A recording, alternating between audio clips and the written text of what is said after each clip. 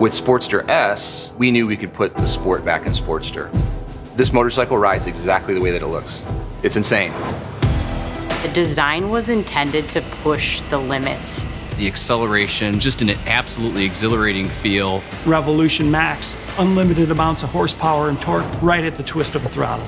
It's such an exciting, thrilling motorcycle to ride.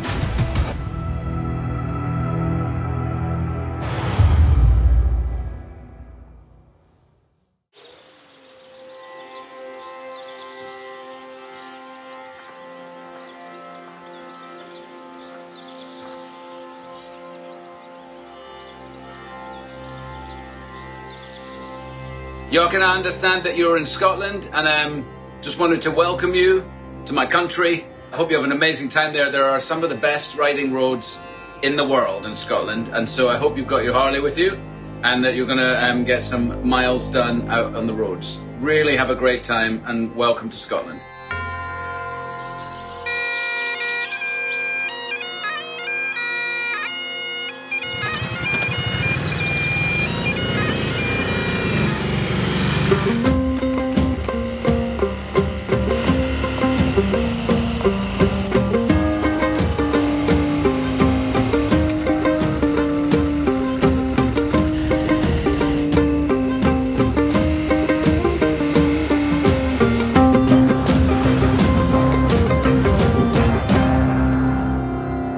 Bill, it's so great to be in Scotland. Oh man, what a beautiful ride through this beautiful countryside. It's amazing to be here, Jochen. This is a pretty awe-inspiring, emotional experience for me. My ancestry is here. Think about that it all kind of started, you know, with your great-great-great-grandfather in Scotland. If he had not gone to America, it wouldn't have happened. It would have been a different story. It's a labor of love, the restoration, the fact that they preserved it for riders from all around the world to come and enjoy and spend time here. Pretty awesome. Pilgrimage back to the roots. Heritage is so powerful, and it's really unique to our company, which I'm so proud of. Yeah, well, and it's so great to combine it, you know, going back to the roots and then launching a new bike, which has a whole history on its own. Actually, I was looking at the dates. If you think about it, they left for America in 1857. The first Sportster came to market in 1957, exactly 100 years later. And now we're here over 60 years later and are launching the next Sportster. It's quite extraordinary.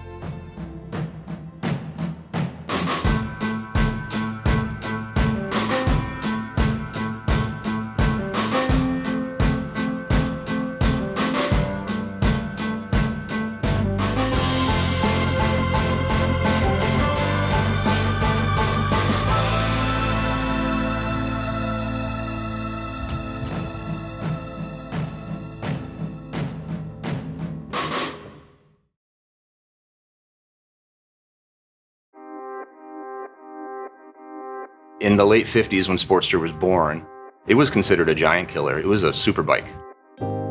Whether you're on the flat track, drag strip, or you're on the street, I mean, it was a real performance motorcycle. The legacy of Sportster for Harley-Davidson is a really important part of our story. We can look at some of these analogs to the automotive world, like Mustang, Camaro. Sportster is one of those names that's actually been around, you know, longer than some of those names. It is a name that's instantly recognizable. When you look at the longevity of Sportster from 1957 to today, it's unmatched and unparalleled in the motorcycling world that one model has such staying power. And that's what's made it so special. It's staying with the times, it's getting ahead of the times. That's what the Sportster's done down through its history. For 1957, it starts with one model for that year. And the biggest change is overhead valves. And so it's going to provide a lot more power, which is what riders were asking for, it's what dealers were asking for. The name Sportster is really synonymous with the general use of that bike. It was a small, nimble, powerful bike. There was a strong demand for it in the market. We were looking at low-priced, high-performing, lightweight motorcycles. And once the Sportster is released, it's really incredible to see where it goes from there. In the first year that Sportsters were out, Gerald McGovern campaigned on a new 1957 Sportster and won the Jack Pine Endurance Run, which is one of the most brutal motorcycling events. And so Harley-Davidson couldn't help but really make some noise about this. One of the more unique uses happens in which the LA Coliseum is really kind of used as a hill climb. One of the seating sections was outfitted with a ramp to get this thing up to the top, just to show the power of the Sportster model.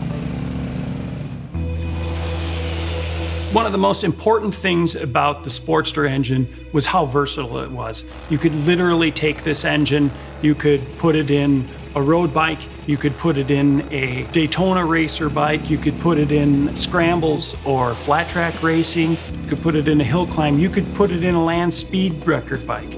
And it would outperform all the competition in all of those different forms. One monumental point in Sportster history really is the Sportster Streamliner. In 1970, a group of 4 guys developed this kind of long cigar-looking rocket run on a Sportster engine. The first time you look at it, some people might say, that's a motorcycle? It is. You're talking about a Sportster engine going 265 miles an hour and basically kind of crushes the land speed record for its time. A new motorcycle world land speed record. You know, the company's always looking at how can we take this thing that's great and make it even greater. So technology-wise, the bike is always moving ahead. And now today, we have the birth of the Revolution Max platform. So you're going from evolution to revolution.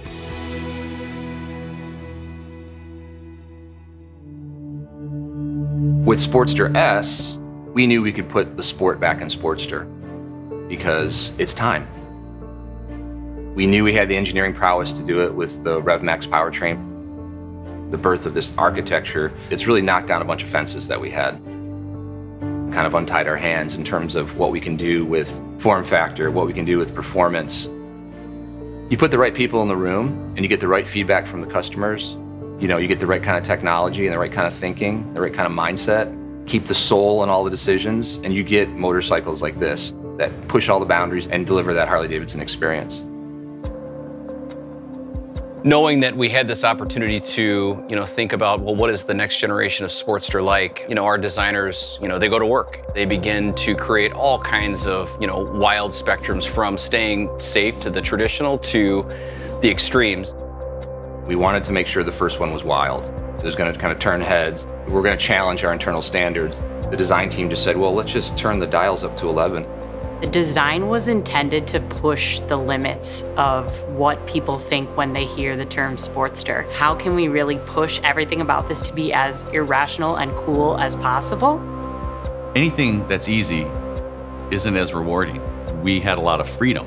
We knew there was nothing ever like it, so there was nothing that was constraining our imagination. It's crazy to me, but of all the designs that we've worked on, this is one where there was the least amount of change from the design mock-up to the final production model. I think when people take a look for the first time at Sportster S, while it's going to look very different, it's also going to look very familiar. We wanted to stitch in some iconic elements of the design from different generations of Sportster. The tail section, XR750, the fat 16-inch front wheel, that's 48. If you look at what our customers do with Sportster, customization, you can have the same experience you've had with past Harley-Davidsons in terms of making it your own. You can fully kit out the new RevMax family with all kinds of great parts and accessories. For this bike to really find its way into the modern era, we really gave ourselves a ton of freedom with regards to technology. The ride modes are amazing. It totally changes the personality of the bike. We have this really beautiful 4-inch round TFT display. It's Bluetooth enabled and allows for us to have turn-by-turn navigation and no longer having to worry about the traditional Sportster method of like taping your directions to your tank and trying your best to remember how to get there. But it also has all the upgraded riding safety enhancements. Having cornering enhancement, ABS, allow for a better riding experience. It's just like Sportster should be, and it's completely unlike any other Sportster you've ever ridden.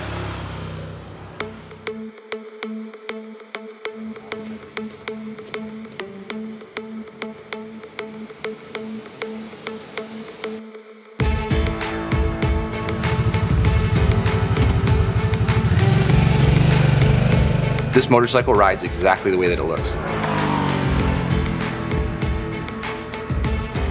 It's such an exciting, thrilling motorcycle to ride.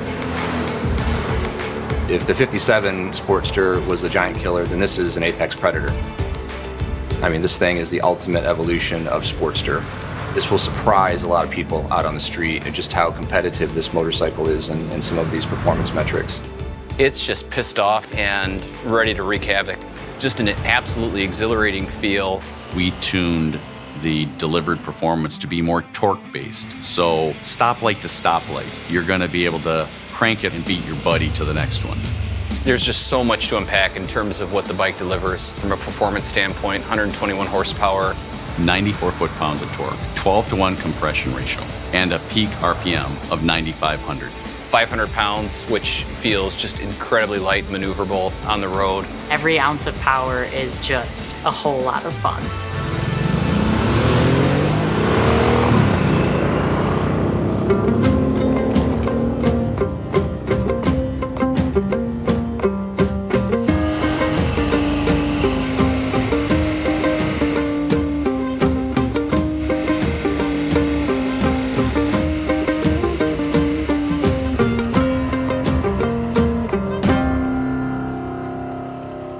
It was fun charging into some of those corners and grabbing a handful and coming out of the corner. Perfect bike for twisted roads of Scotland. Yeah, absolutely. It was fun. I can't wait for people to throw a leg over this bike and really experience the performance that this bike has. It's so agile and it's a real beast. It really is. I mean, just every gear, there's a surprise waiting for you now. Yeah. You know, when we were riding today, I was reflecting on so much, you know, the heritage, my family, Scotland.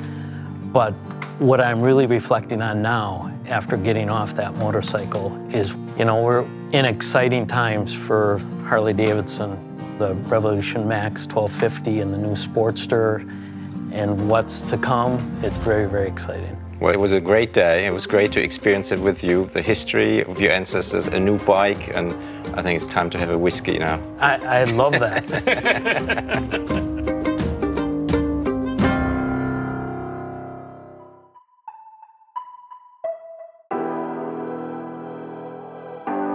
The future for the Sportster family, it looks incredibly bright based on this motorcycle. And we've got some really cool things up our sleeves, we always do. There will be future models that will definitely tap into some of the more classic form factor of Sportster. We're really not adding the next chapter to that story, but we're adding the first chapter to the next book.